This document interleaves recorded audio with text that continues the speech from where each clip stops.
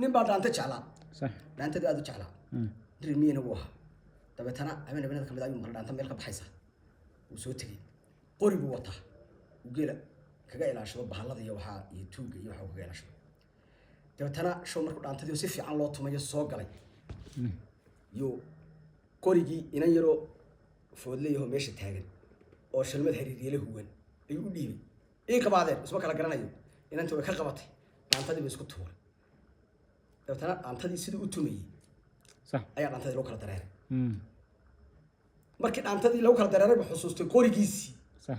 inuu ilmo yaro waliba Tiyar. foodleeyaho inanoo tu yara U dhiibay. inuu dhiibay xaggan uu orday uu waayay نق kadib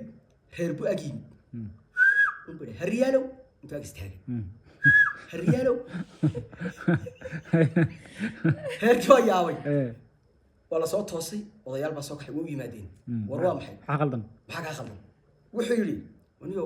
dhaanta halkan lagu tumayay reerkiina agtiima maqlayseen haa bay yidhahdeen dhaantadii markaan imid tu yaroon qiyaastii isidhi reerkani ka soo baxday yaa. oo shalmad harriyala huwan ayaan qorigayga u dhiibay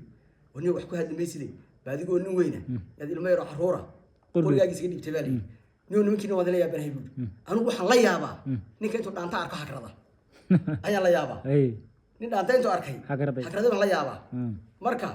sheekadaas sheekadu cajaayiba bay ahayd ninka qorigiisa ku iloobay dhaantada xaraaradeedii Ninka iyo nin gabadhii dhan- hariiryaale ninka nin- halkaa ay noo joogto